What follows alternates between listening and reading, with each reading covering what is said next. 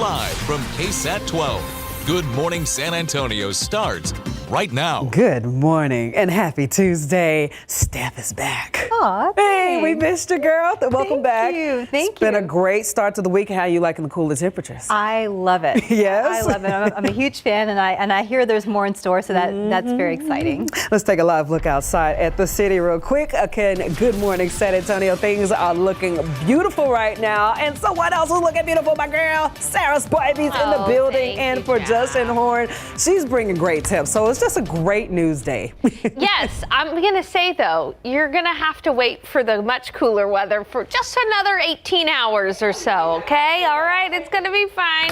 Cold front will be arriving tomorrow morning, but until then, we've got one last hot day. That's why I wore my dress with strawberries on it to celebrate kind of the last day of these summer temperatures. 70 in San Antonio, but it's 55 in Kerrville. Record heat is likely today. This afternoon, the forecast high is 97, and the record of 95 was set back in 1962. But again, here is the cool front. Can you see how cold it is? Look up near Pierre. It's 28 degrees, 39 in Minneapolis. There's where that front is. That front is on our doorstep. It'll be bringing high temperatures in the 70s, and I'll show you your neighborhood morning lows coming up in just a bit. Thank you, Sarah. Let's look out there with TransGuide this morning. It's actually just looking pretty right now. Not too bad there at I-10 at Fresno. And I don't think I see anything on the TxDOT website as far as incidents to be aware of, just the usual construction. Well, this morning, the search for Suzanne Clark Simpson continuing for a 9th day. The missing mother of 4 was last seen the night of October 6th, and she was reported missing the next day. Her husband, Brad Simpson, has been sitting in jail since Wednesday after being arrested on charges of assault, family violence, and unlawful restraint. Well, our Devin Karp is live in southeast Bexar County. This is following where the search for Suzanne has picked up in the morning. Devin. Steph and Jaffney, we've been out here since about 4 a.m. and it looks like investigators got here at about 7. Now take a look at some of the work they're doing here on this landfill on the southeast side of Bexar County. You can see some of the different agencies that are out here, including the Almost Park Police Department, the Almost Park Fire Department, the Department of Public Safety, and some of the others. Now we've seen some of these forensic investigators make their way up to the top of the landfill right there, wearing those white scrubs, trying to avoid any contamination of anything they might find. They've been going through some of this trash, excavating, bulldozing throughout the area and looking around because of this investigation. Now, they do say that the Department of Public Safety has asked us not to share the exact location of where we are right now because of the nature of this investigation. But here's what we know so far about this search. This location is one of 4 areas that DPS is searching in connected with Suzanne's disappearance. We haven't been given much information about what led investigators here specifically because this part of the investigation is tied to a sealed search warrant. Now, we do know that Suzanne's home and the woody area next to it and another property in Bandera County have also been searched over the last 9 days. Suzanne, a well-known local realtor, was last seen 2 Sundays ago wearing a black dress and black heels. Almost Park police say she was at the Argyle. That's a private club in Alamo Heights. They add that there was reports of an altercation between Suzanne and her husband, Brad, at the club, and that altercation turned physical at the Simpson Almost Park home. A Texas Ranger on scene here at the landfill yesterday said nothing of significance was found on Monday, but they will still be searching today. As you can see right here from some of this video, they have got a drone up, as well as some of these other investigators. Now, Brad was set to be in a bond reduction hearing today, but that has been canceled due to a federal hold being placed on him by the Bureau of Alcohol, Tobacco, and Firearms. As for the exact reason behind that, ATF has not shared that yet, but we're going to stick with this story. You can find it online and over the air at KSAT.com. For now, Devin Karp, KSAT 12 News. All right, Devin, thank you for that live report. And we're going to have the latest updates on the search for Suzanne Clark Simpson. You can follow us on air and online here at KSAT.com. New this morning, San Antonio police say that there could be more than one suspect responsible for a deadly shooting last night near downtown.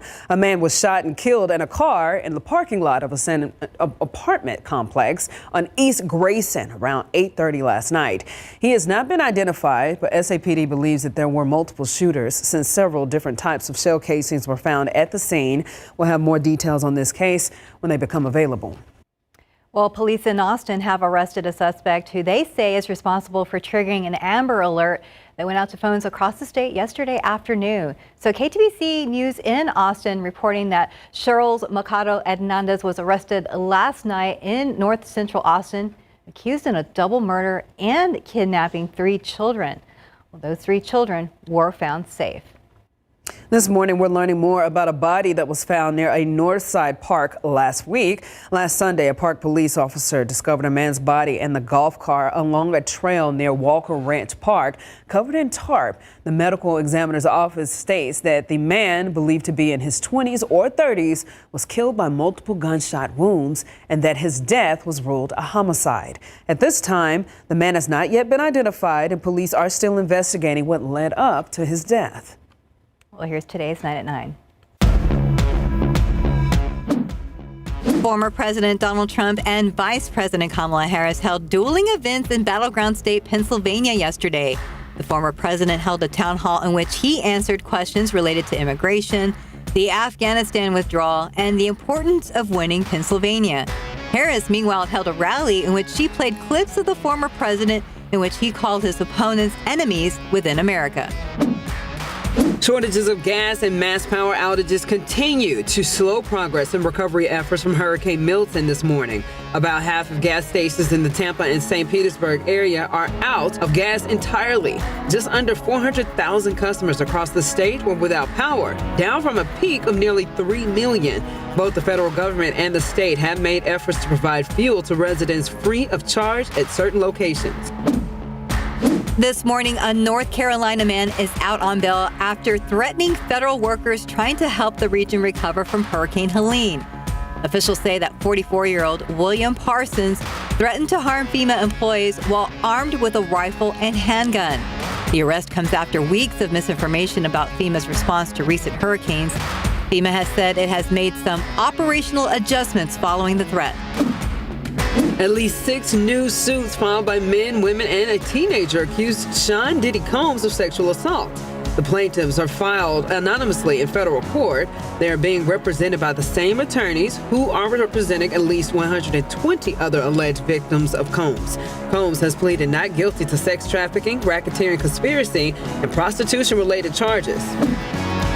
As the machinists' union strike against Boeing enters its 2nd month, a new analysis has found that the strike has so far cost the company nearly $5 billion. The Anderson Economic Group says workers and shareholders make up the bulk of the losses. Talks between Boeing and the striking workers broke off last week. Meanwhile, Boeing announced Friday it would be laying off 10% of its workforce over the next several months.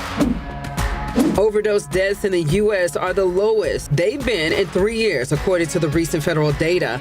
And a steep drop in deaths from fentanyl is a key factor driving the overall decline. At the same time, a new study suggests that more people are receiving overdose reversing medications like Narcan.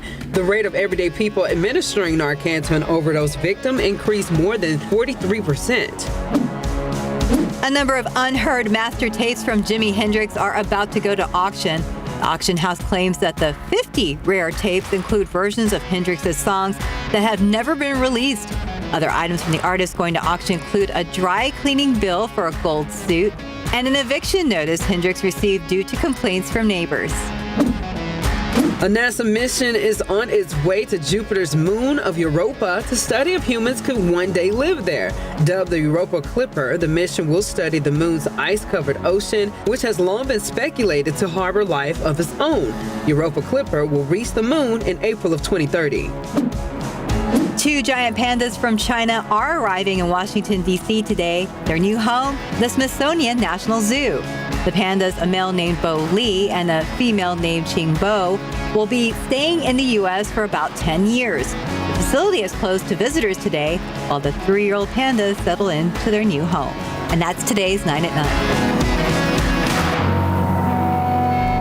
Well, as San Antonio continues to grow, more venture capitalists are looking to invest in San Antonio startups. It's also San Antonio Startup Week, where entrepreneurs can connect with resources, investors, and city partners to learn how their business can survive in the Alamo City. 2,000 different entrepreneurs and investors have signed up to join this year. Geekdom says that our area has seen a lot of growth in investments, particularly in the housing, healthcare, financial tech, and cybersecurity industries.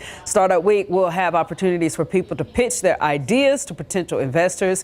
That includes Arlene Hamilton, managing partner at Backstage Capital, who says that she thinks that San Antonio could be the next big thing if startups continue to take risks.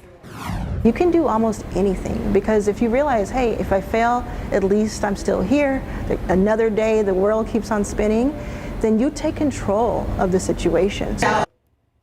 Startup Week is going until Friday with fireside chats, networking sessions, pitching challenges, and more, all for free. Free is good. Time now, 9:08 and 72 degrees for now. Still ahead on GMSA at 9. Recent hurricanes may make you reconsider flood insurance, but will you be getting the best bang for your buck? Also, Starbucks taking a step back from other trends in the fast food game. Learn how they hope to get back to their small cafe roots in your consumer news.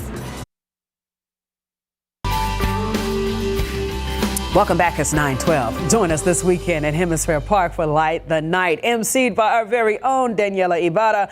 Hundreds of lanterns will illuminate the sky on October the 19th to celebrate, honor, and remember people impacted by blood cancer. You can check out KSATcommunity.com for complete information. Also, don't forget the Down Syndrome Association of South Texas hosting its 24th annual walk and stroll event. This is on October 26th.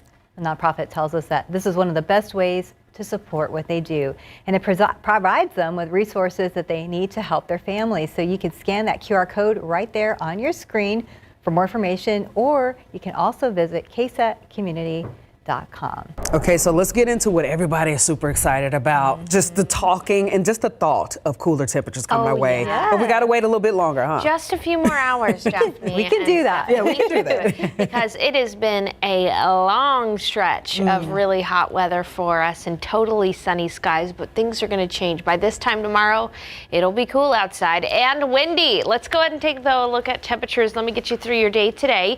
It's 70 degrees in San Antonio, 72 in New Braunfels. Good morning, Kerrville. It's still in the 50s. 57 in Bandera, 64 in Uvalde, 69 in Gonzales. As we look at the humidity, though, dew points are pleasantly low. You can see we're enjoying dew points in the 40s and 50s right now. So even though it's going to be hot, we'll have pretty pleasant weather with that low humidity. And as we take a look at your KSAT 12-hour forecast, 88 by noon. 97 for the high temperature today. That will be a record for the day. And then this evening is going to be mild, 85 at 8, 81 at 9.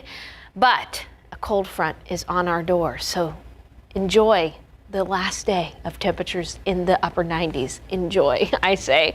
99 potentially in New Braunfels. Could be close to 100 degrees in Gonzales and Pleasanton as well. 97 in Del Rio. San Antonio is going to be one of the hottest places across the nation today because there's that cool front. This cool front, high temperatures today in the 50s across a good portion of the nation. That cool front will be moving through San Antonio by 2 o'clock tomorrow morning. So around 2 o'clock, here's a look at 2 o'clock in the morning, moving through Austin, then moving through San Antonio. By the time you wake up and head out the door, the front will already be moving through. Here's a look at right around 8 o'clock in the morning. So during the morning commute, it's going to be in the upper 50s and low 60s, and those winds will be howling from the north. Then as far as high temperatures go, take a look at this. Today, we're going to be in the upper 90s. Tomorrow, we're going to be in the low to mid 70s. 75 in San Antonio, 71 in Kerrville, 74 in New Braunfels. I think we'll probably get up to the low 80s in Del Rio, but that's okay. That's a lot cooler than what they've been dealing with as well. And then by the by the morning, just know that it is going to be pretty windy. Wind gusts up to about 30 to 35 miles per hour. Even during the afternoon, wind gusts of 25 to 30 miles per hour. We'll see those winds somewhat calm in the evening hours. And so with calmer winds and clear skies, that is the perfect recipe to see temperatures tumble. So that by Thursday morning, this is a look at the morning lows. Our coldest we've been so far this season, 45 in Kerrville. It'll be 49 in New Braunfels, 53 here in San Antonio, 55 in Del Rio. Our first morning in the 50s since April in San Antonio. It is going to be a nice cool change. As far as rain goes, our rain chances are not looking good. This upper level low is going to be a little bit too far north, and its placement is going to be a little bit outside of where we need it to be in order to get rain. This upper level low would need to be in northern Mexico for us to see good rainfall. So as far as rainfall chances go, there's a small 10 to 20% chance Friday, Saturday, and Sunday. But otherwise, the biggest thing you'll notice is the difference in temperatures. We've got morning lows in the 50s for a few mornings, Thursday morning and Friday morning. Afternoons in the 70s, Wednesday and Thursday. Then by Friday and Saturday and Sunday, our afternoon highs will climb back into the 80s. But the good news is that I really do not see any 90s back in our forecast in a while. And maybe we could enjoy those temperatures in the 80s permanently and not have to worry about the 90s again. But hey, coming up in the next half hour, I'm going to show you a picture of the comet that many people have been able to see. I would love to show you that, tell you how you can view it tonight. And we got the pollen count in. The one thing I'm worried about with the winds tomorrow is that it's going to kick up the pollen. So I'll have a look at today's pollen count for you. All right, so get that medication ready. So just everybody prep who's allergy sufferers. Absolutely. I'm the worst at that. Okay, well then I'm speaking to you, Jess. Yes, nice weather, but we'll prepare with tissues. Boo shakalaka.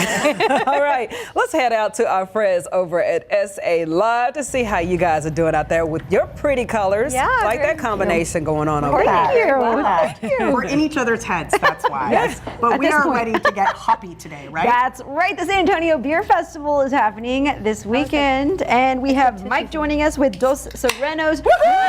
Yes, open. pop it open. Okay, what are you pouring there for us, Mike? So this is Zeus Juice. It's our flagship IPA. It's one of several beers that we'll have at the San Antonio Beer Festival this weekend. So IPA is pretty popular these days. I feel like that is, right? Would you Yes, say? sir. Yes, ma'am. That's one of the most popular beers out there right now. All right, we're going to learn all the Along details. with lagers. And Crush the it, lagers. Mike. No, I'm just Don't tempt me. And from beer to sweets, we have Sonomi Jones, owner of Sonomi Custom Sweets, joining us as well today. Now, what is this right here? These are chestnut cream cake.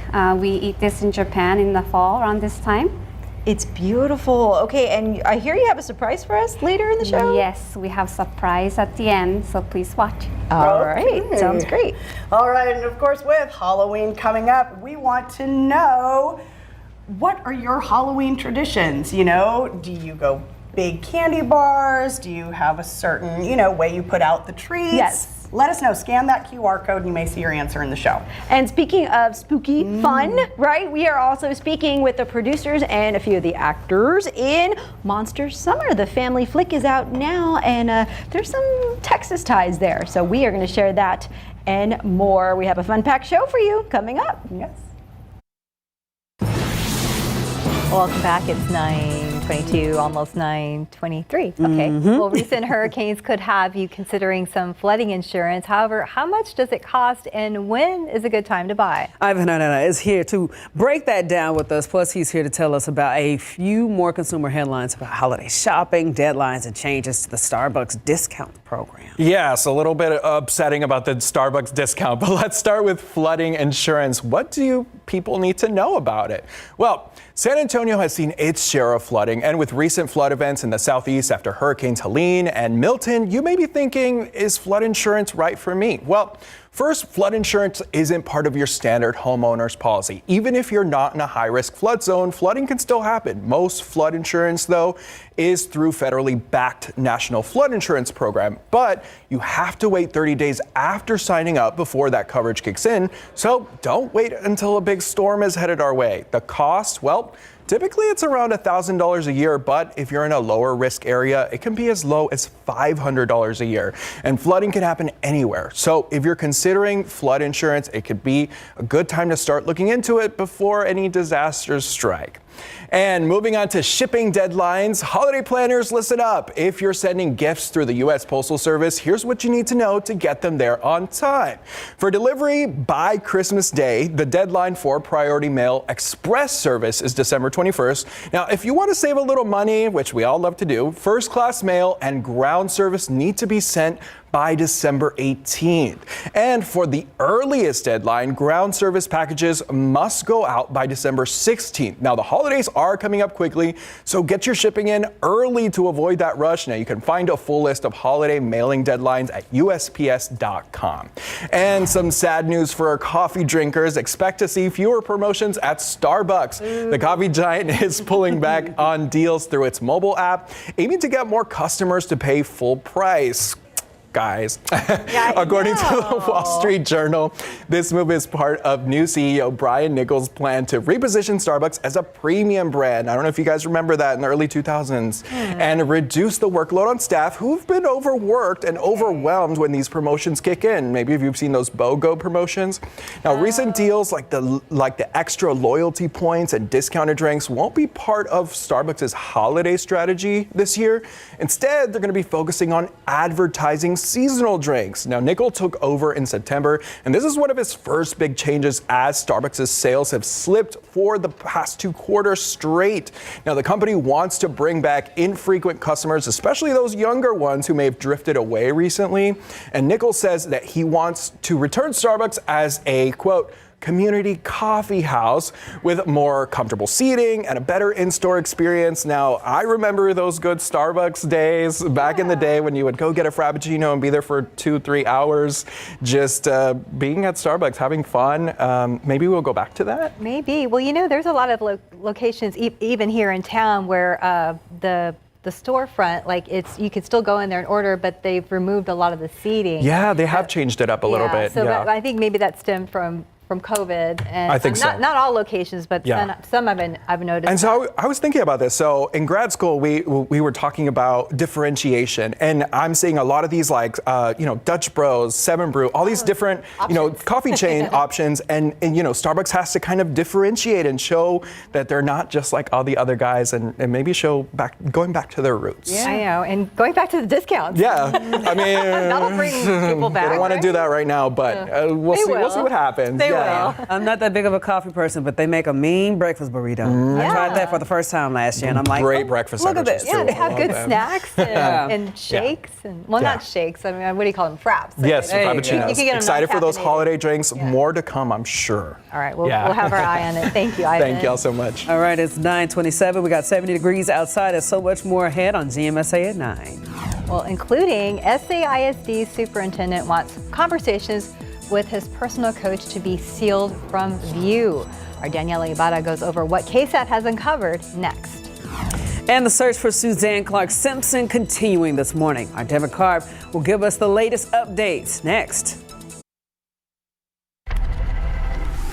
Well, this morning, the search for Suzanne Clark Simpson continues for a 9th day. The missing mother of 4 was last seen the night of October 6th, and again, she was reported missing the very next day. Her husband, Brad Simpson, has been sitting in jail since Wednesday after being arrested on charges of assault, family violence, and unlawful restraint. Well, our Devin Karp has been following the story this morning, and right now he's in southeast Bexar County, where the search for Suzanne has picked up again. Devin. Hey, Steph and Jaffney, we've been out here since about 4 this morning. We watched crews come in at around 7. Take a look at some of the work they're doing on this side of the landfill here on southeast Bexar County. You can see some of the different agencies that have been here. DPS, earlier we saw Almost Park Police Department, including the Almost Park Fire Department as well. You can see some of the separate crews who have come up. Forensic teams wearing some of those white scrubs. Right now they're taking a look at some of the trash in that cordoned off square area you can see with some of the yellow caution tape up there as well. Now, we do know there's doing a lot more activity on the other side of the landfill. We just can't see it. DPS has told us they have a drone up in the air right now and plan to fly a helicopter over the area to see if they are able to find anything. Now, the Texas Department of Public Safety has asked us not to share the exact location of where we are right now because of the nature and the investigation. But here's what we know so far about the search. This location is one of 4 areas DPS is searching in connection with Suzanne's disappearance. We haven't been given much information about what led investigators here because this part of the investigation is tied to a sealed search warrant. Now, we do know the Simpson home, the Woody area next to it, and another property in Bandera County have also been searched over the last 9 days. Suzanne is a well-known realtor, was last last seen 2 Sundays ago wearing a black dress and black heels. Olmos Park police say she was at the Argyle, a private club in Alamo Heights. They add there was reports of an altercation between Suzanne and her husband Brad at the club, and then a physical altercation at the Simpson Olmos Park home. A Texas Ranger on scene here yesterday said the landfill, they found nothing of significance on Monday, but they're still out here searching today as well. Now, Brad was set to be in a bond reduction hearing today, but that has been canceled due to a federal hold that has been put on him by the Bureau of Alcohol, Tobacco, and Firearms. As for the exact reason why, ATF has not told us yet. We're going to have all the coverage you need sticking through us throughout the day, over the air, and online at KSAT.com. For now, Devin Karp, KSAT 12 News. All right, Devin, thank you again. And we're going to have the latest updates on the search for Suzanne, and you can follow us on air again and online at KSAT.com. Well, a local school district is fighting to keep some of the superintendent's conversations under wraps. So San Antonio ISD Superintendent Jaime Aquino has a personal development coach. As KSAT investigates, Danielle Ibarra explains it's a perk that he negotiated into his contract.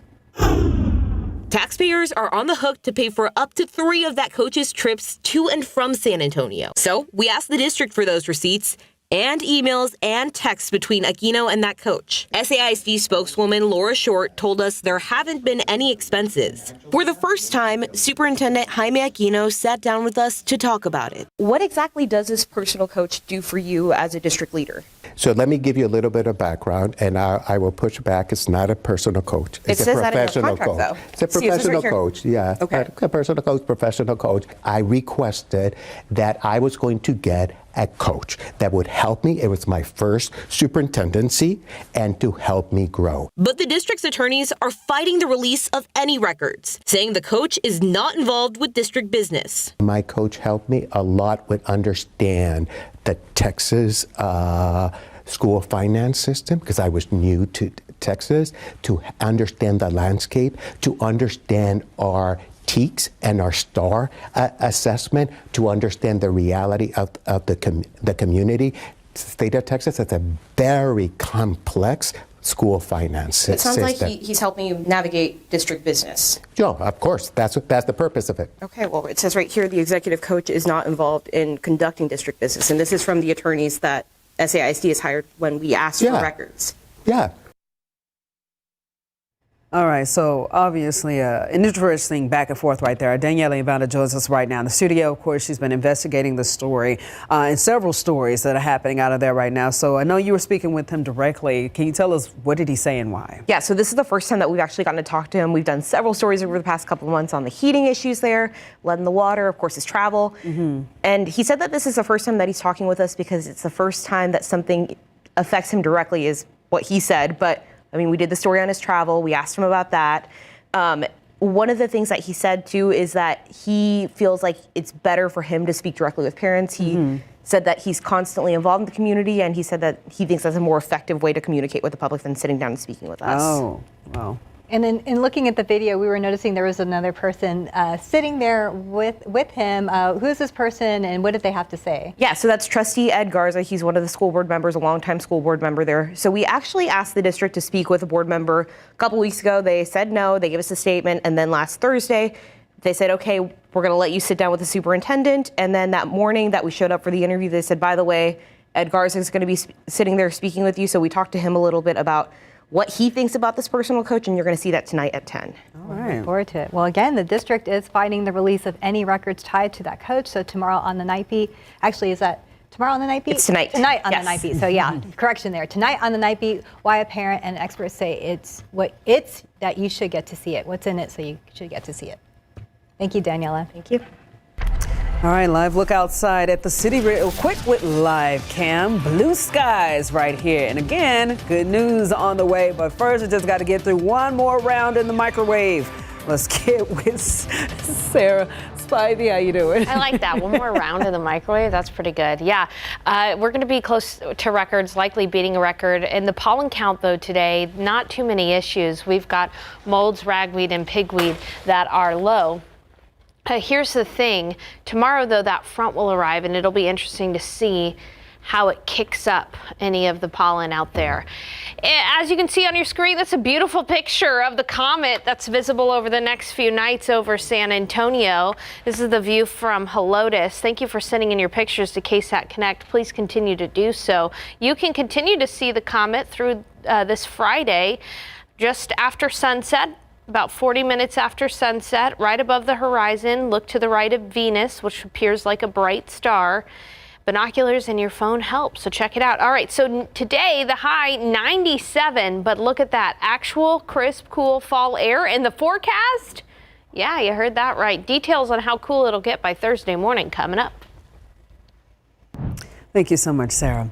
And welcome back. Of course, did you know 60% of deadly fires happen in homes without smoke alarms? Well, the good news is finding a high-quality alarm for your home that detects both smoke and carbon monoxide.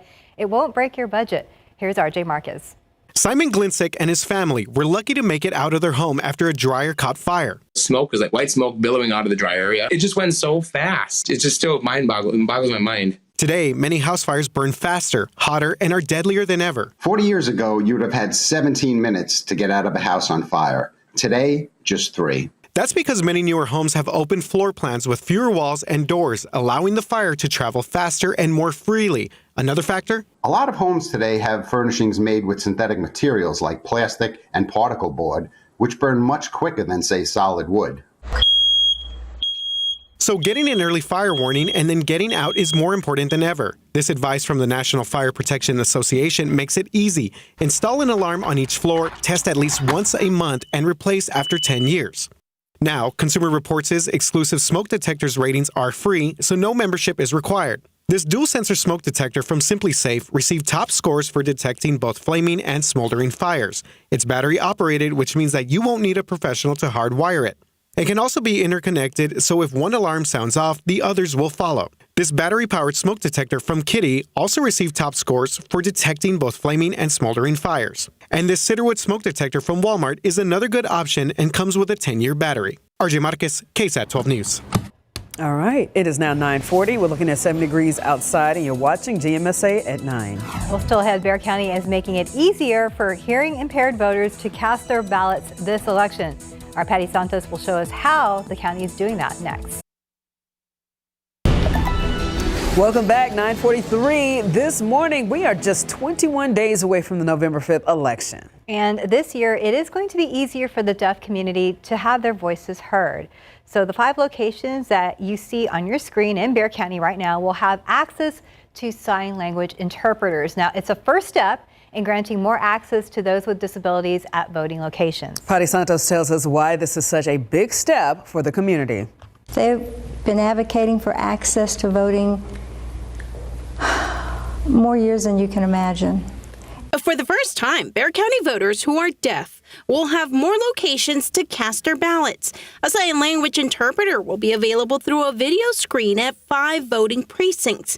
It's thanks to a collaboration between the county and DeafLink. All they do is click, up comes the interpreter, and everything you're saying will be signed.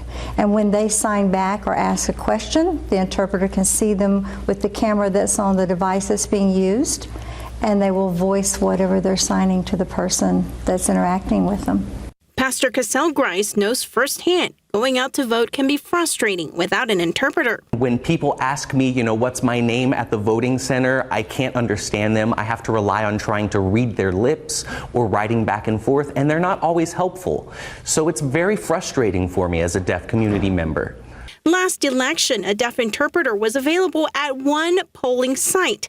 Grice and many others took advantage of it. We felt, ecstatic. It was my first time, basically, here in San Antonio. Was the best experience I've had for my voting so far. Early voting starts October 21st, and these are the 5 locations where a video interpreter will be available. Come vote. Show your strength, show how many there are of you and how important you are, and let your hands be heard. Patty Santos, KSAT 12 News. So there's not an exact number, but the latest census says that there are over 350,000 Texans on the deaf spectrum. Kay says that making these 5 locations available is just a small step to equality. We've got the full story and, of course, these voting locations on your screen at ksat.com. Well, if you are registered to vote, early voting starts next Monday. That's right, October 21st, and it will run through November 1st. So that includes weekends as well. So registered voters can vote at any polling site during the early voting period. If you're in San Antonio, get this, you'll be able to vote on charter amendments elsewhere, and you also choose school board leaders. And we have a sample ballot on KSAT.com right now for you to look over. So here's how you can get it. That QR code that you see right there on your screen, scan it. The election section of our website will pop up. You can also get a copy of your personal ballot. Bexar County election officials say that you should print your personal voting ballot, mark the candidates or items that you'd like to vote for, and then take that paper with you when you submit your official vote, because it's going to help save on some time. Let's look out there with Zoo Cam, or maybe as we like to call it sometimes, Flamingo Cam. Flamingos there in the shade. Actually, a lot of them in the water today. Yeah. Guess what, flamingos? We're expecting a cold front at some point. They'll probably be flapping those wings tomorrow. Hey, I just got to say, I really appreciate that deaf access story. You know, I am somebody that has hearing loss, and it wasn't until about 5 or 7 years ago that I could get a hearing aid, and it's been like amazing to have that access. And so how cool is it that we're starting to become more aware and help everybody have the ability to exercise their rights. Amen. Very cool. Okay, let's talk about this front that's going to be moving through. Here's a look at today's forecast high, which is 97, and then we're going to see temperatures drop by some 20 degrees for the high. And then some 40 degrees for the morning lows. Impressive to see that. Tomorrow our high is only going to be 75. And then on Thursday, we'll struggle to get out of the 70s too. And then morning lows are going to be so pleasant, especially by Thursday morning, our coldest morning since April expected on Thursday. So let's go ahead and walk you through it. That front will be getting here tomorrow at 2 o'clock in the morning. So while you're sleeping, that front will be moving through. By the morning commute tomorrow, we're going to start to see temperatures dip in the 50s in some places, and it is going to be windy. So you are definitely going to notice that the front has moved through. Then by the afternoon, high temperature of 75 in San Antonio. It'll be 71 in Kerrville, 74 in New Braunfels. Parts of the hill country will struggle to get out of the 60s. It will still be in the 80s out near Del Rio and Eagle Pass, but that is a marked improvement off of what we're dealing with today. And those high temperatures today are going to be so hot. I mentioned that the winds are going to be howling. Again, this is 2 a.m. before that front moves through. As soon as that front moves through, we're going to see wind gusts of up to 30 to 35 miles per hour during the morning commute from the north and from the east. So you're going to feel those winds. If tonight is your trash day, your trash can tomorrow morning may be down the street a little bit. So you might have to go fishing for that. And then by the evening tomorrow, those winds will start to calm. Because we'll have calm winds in the evening and clear skies, that is a recipe to see the temperatures drop. And here's a look at Thursday morning's lows. Some parts of the hill country are going to be in the 40s. We'll be at 53 here in San Antonio, mid 50s for Del Rio. And then I want to zoom in and take an even closer look around the San Antonio metro area. New Braunfels 49, 50 on Thursday morning in Seguin, 48 in Tarpley, 48 in Bandera, 47 in Kerrville, 53 in Uvalde, 51 in Floresville. I don't know about you, but that's enough for a light jacket. A light jacket needed on Thursday morning for some of those kids going to the bus stop, but it's that time of year where you don't need the jackets in the afternoon, right? All right, now outside it's already 70 degrees. We are going to be challenging a record today set back in 1962. It's 79 in New Braunfels, 66 in Kerrville, and 70 in Del Rio. Quickly warming. By noon, we're going to be close to 90 degrees. It's going to be sunny and hot in the afternoon, but we'll have low humidity. 97 for the high. Clear skies tonight. Good viewing for that comet if you're looking west shortly after sunset. But again, challenging records today. 97 in San Antonio, 99 in New Braunfels, 98 in Poteet, 90 low to mid 90s up in the hill country, and then a 20-degree temperature drop with those gusty winds. And we'll be looking at chilly mornings in the 50s on Thursday and Friday potentially. Now, rain chances are just not going to be great, guys. We have a small chance for isolated rain on Wednesday and on Saturday. And again, even that small chance for rain is not going to allow for us to see much of an impact to the drought around San Antonio. So even though we're getting the benefit of the cooler weather, we are really not going to see any kind of dent in the drought. Not yet, at least. Okay. So I got to deal with the crunchy grass. All right. Yes, exactly. Baby steps. Okay, nicer weather, then hopefully some rain down the Hopefully line. at some point. Thank you, Sarah. Well, we hope the weather will be nice. I believe that our friends at SA Live are going to be talking about the beer festival, so maybe about the time that starts, things will be nice outside.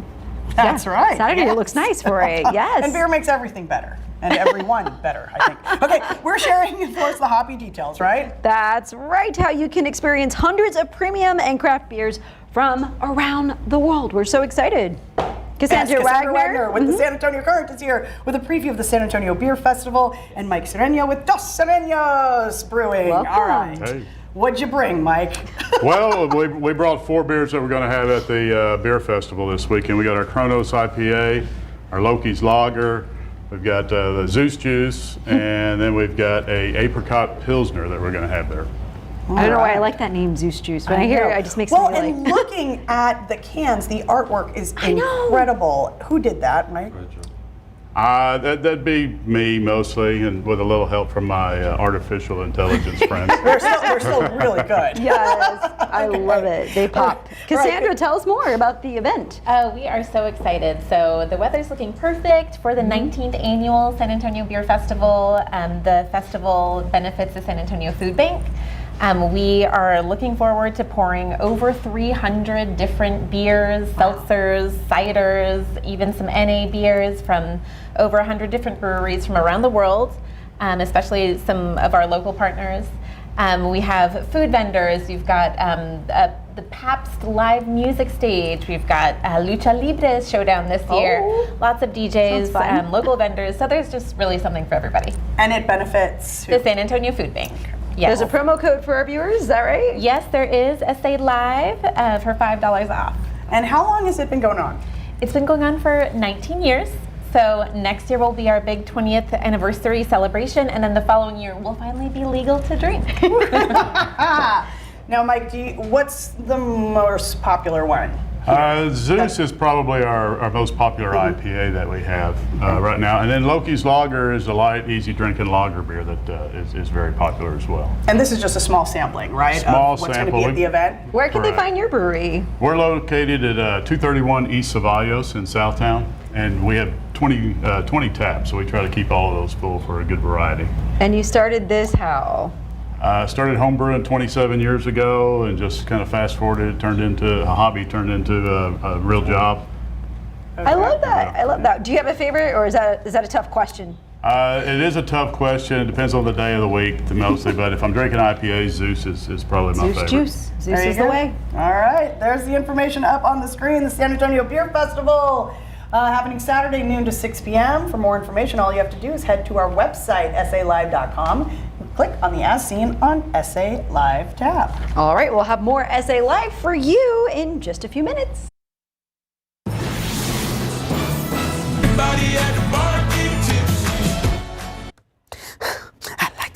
Very catchy. For the 14th week in a row, Shaboozie's A Bar Song Tipsy continues to sit at #1 on the Billboard Hot 100 charts. Since this is Shaboozie's first Hot 100 chart entry, the popular song ties for the second longest #1 stay among breakthrough hits, only to be topped by Lil Nas X. I don't even know what his name is anymore. Oh, yeah, Lil Nas X. There you go. It's Okay. Old Town Road. Old Town Road. I remember that one with 19 weeks at #1 in 2019. Now, I do like Shaboozie's, this song, yeah, I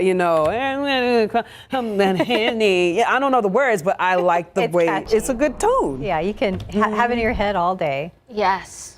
As somebody who is 7, almost 8 months pregnant, I have not I am not one of those people at the bar getting tipsy. No, You can still sing the song. Yeah, sing the song for the rest of us. But I will enjoy the cooler weather tomorrow. Temperatures are going to be in the 70s instead of the upper 90s, and we're going to have cool mornings. Thursday morning, 53 in the morning hours. And I do think I timed it out well because we're going to be a little more pregnant with the cooler weather. Oh, there we Which is go. good. That's good. Instead of the heat. Oh my gosh. I love it. Yes. I'm Oh over my. it. Good Lord. There you go with the song there. Hey. All right, guys.